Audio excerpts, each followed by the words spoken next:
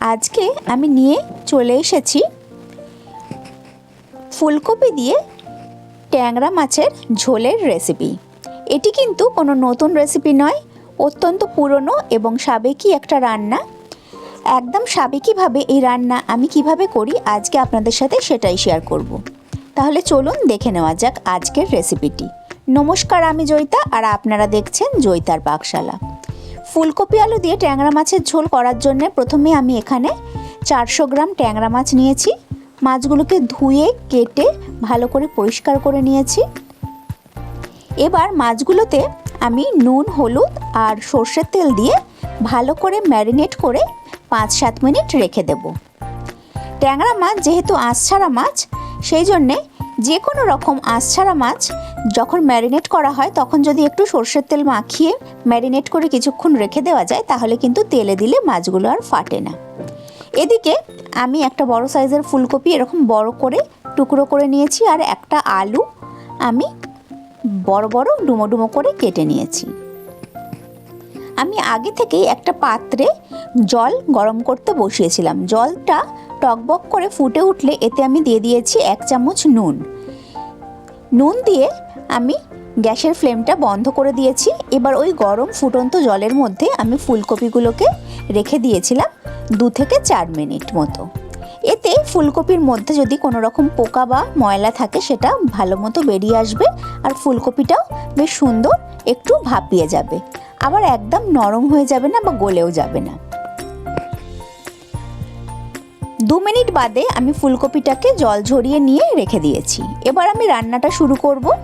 তার জন্যে আমি গ্যাসে একটা কড়াই বসিয়ে তাতে দিয়ে দিয়েছি পরিমাণ মতো সর্ষের তেল। সর্ষের তেলটা ভালো করে গরম হয়ে গেলে আমি এর মধ্যে ট্যাংরা মাছগুলোকে দিয়ে ভেজে নিচ্ছি। নুন, হলুদ আর সর্ষের তেল মাখিয়ে ট্যাংরা মাছ যদি 5-7 মিনিট বা আরও একটু বেশি সময় ধরে রেখে দেওয়া যায় তাহলে কিন্তু ট্যাংরা মাছ একেবারেই ফাটে না।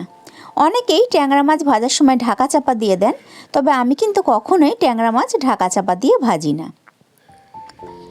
আমি 5-7 মিনিট মাছটাকে ম্যারিনেট করে রেখে দিয়েছিলাম। তারপর দেখুন মাছটাকে কিন্তু আমি ঢাকা ছাড়াই ভেজে নিয়েছি আর মাছটা কিন্তু একটুও ফাটেনি। দেখুন মাছটা ভাজা হয়ে গেছে। মাছগুলোকে আমি খুব একটা বেশি কড়া করে ভাজছি না। বেশি কড়া করে মাছ ভাজা হলে আমার পার্সোনালি মনে হয় মাছের টেস্টটা কিন্তু একদম নষ্ট হয়ে যায়। মাছটাকে আমি মিডিয়ামভাবে ভেজে নিয়েছি।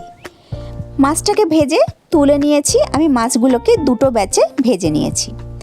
এবার ওই তেলের মধ্যেই আমি কিছু বড়ি ভেজে নিয়েছি।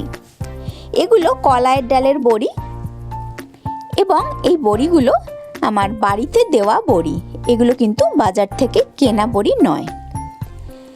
বড়িগুলোকেও ভেজে আমি তুলে নিয়েছি। এবার ওই তেলের মধ্যেই ফোড়নে আমি দিয়ে দিয়েছি ছোট চামচের 1 চামচ গোটা জিরে আর দিয়েছি 2টো তেজপাতা। 5-7 সেকেন্ড একটু নাড়াচাড়া করে নিয়েছি। তারপর আমি ভাপিয়ে নেওয়া ফুলকপি আর আলুর টুকরোগুলো একেবারেই তেলের মধ্যে দিয়ে দিয়েছি। আমি কিন্তু আলাদা করে আলুটাকে আর ভেজে নিইনি। ফুলকপি আর আলুগুলোকে আমি মিডিয়াম টু লো ফ্লেমে বেশ ভালো করে ভেজে নিচ্ছি। এই স্টেজে আমি এখানে দিয়ে দিয়েছি সামান্য পরিমাণ নুন আর হলুদ। সামান্য নুন আর হলুদ দিয়ে আমি খুব ভালো করে কপি আলুগুলোকে ভেজে নিচ্ছি। যতক্ষণে কপি আলুটা ভাজা হচ্ছে এদিকে আমি একটা মশলা বানিয়ে নিচ্ছি। আমি একটা মিক্সিং জারের মধ্যে নিয়ে নিয়েছি গোটা জিরে, 4টে কাঁচা লঙ্কা আর নিয়েছি 1 ইঞ্চি পরিমাণ আদা। এই সমস্ত কিছুর আমি একটা মিহি পেস্ট বানিয়ে নিচ্ছি। এদিকে দেখুন ফুলকপি আলুটাও কিন্তু বেশ সুন্দর ভাজা হয়ে গেছে। এবার এই স্টেজে এখানে আমি দিয়ে দিয়েছি একটা টমেটো। টমেটোটাকে আমি ছোট ছোট করে কেটে নিয়েছি, কেটে এর মধ্যে দিয়ে দিয়েছি। আর যে আদার পেস্টটা বানিয়েছিলাম সেই পেস্টটা আমি এর মধ্যে দিয়ে দিয়েছি। আদা আর টমেটোটা দিয়ে আমি এর মধ্যে দিয়ে দিয়েছি এবার পরিমাণ মতো নুন। এই নুনটা দিয়ে আমি খুব ভালো করে সমস্ত কিছু কষিয়ে নিচ্ছি। এই স্টেজে আমি নুনটা দিয়েছি কারণ টমেটোটা যাতে খুব ভালো মতো গলে যায়। 3-4 মিনিট খুব ভালো করে কষিয়ে নেওয়ার পর এবার আমি এর মধ্যে দিয়ে দিয়েছি কাশ্মীরি লঙ্কার গুঁড়ো। কাশ্মীরি লঙ্কার গুঁড়োটা আমি একদম লাস্টে দিয়েছি, কারণ অনেক সময় লঙ্কা দিয়ে কষাতে গেলে লঙ্কার যে একটা সুন্দর লাল রং সেটা নষ্ট হয়ে যায়।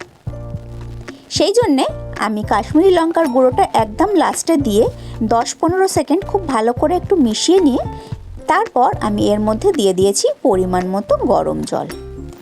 গরম জল দিয়ে এবার আমি খুব ভালো করে সমস্ত সবজিগুলোকে মিশিয়ে নিয়ে আমি 5 থেকে 7 মিনিট হাই ফ্লেমে এটাকে ফুটতে দেব। যেহেতু গরম জল দিয়েছি, দেখুন জলটা ঢালার সঙ্গে সঙ্গেই কিন্তু টকবক করে ফুটে উঠেছে। এই স্টেজে আমি এখানে দিয়ে দিয়েছি ভেজে রাখা বড়িগুলো। 5-7 মিনিট খুব ভালো করে ফোটানো হয়ে গেছে। আমি 5-7 মিনিট বাদে একটু আলুটা ভেঙে টেস্ট করে দেখে নিলাম আলুটা সেদ্ধ হয়েছে নাকি। আলুটা কিন্তু খুব সুন্দর সেদ্ধ হয়ে গেছে।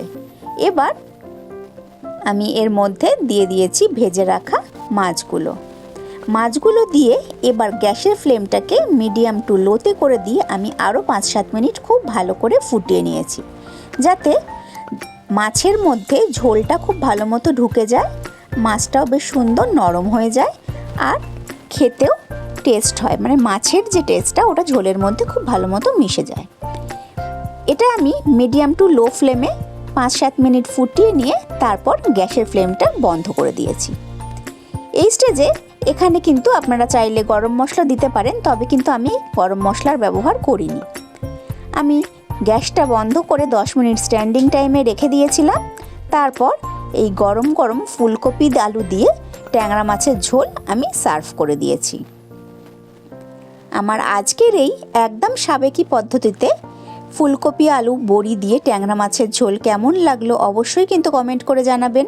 আমি আবার হাজির হয়ে যাব কোনো নতুন রেসিপি নিয়ে নেক্সট এপিসোডে। ভালো থাকবেন, সুস্থ থাকবেন। আর আপনারা দেখছিলেন জয়িতার পাকশালা। ধন্যবাদ।